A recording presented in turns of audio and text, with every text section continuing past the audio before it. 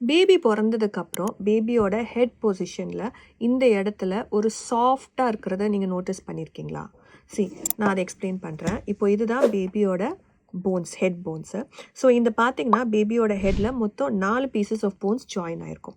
So அந்த joining போர்ஷனில் இந்த பர்டிகுலர் இடத்துல, அதாவது நெத்திலேருந்து கொஞ்சம் மேலே பார்த்தீங்கன்னா ஒரு சின்ன கேப் தெரியும். அதுக்கு பேர் தான் ஆன்டீரியர் ஃபாண்டனல். ஸோ இந்த கேப் எதனால் இருக்குது அப்படின்னு பார்த்தீங்கன்னா முக்கியமாக 2 காரணங்கள். நார்மல் டெலிவரி ஆகும்போது இந்த பேபியோட ஹெட்டு கொஞ்சம் ஸ்பேஸ் எடுத்து மதரோட ஹிப் போன்ஸ் மூலியமாக வரதுக்காக கொஞ்சம் ஸ்பேஸ் கொடுக்கறதுக்காக தான் இந்த கேப் இருக்குது.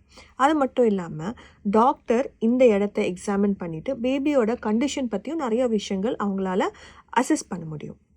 ஸோ அதனால தான் நாங்கள் இந்த ஏரியாவை ரொம்ப சேஃபாக பார்த்துக்கணும்னு சொல்லுவோம். ஸோ என்ன ஆகும்னா யூஸ்வலாக ஒரு 1.5 வயசு குழந்தை தாண்டினதுக்கப்புறம் இந்த இடம் ஆட்டோமேட்டிக்காக ஃப்யூஸ் ஆகி இங்கே போன் ஃபார்மேஷன் நடந்துடும்.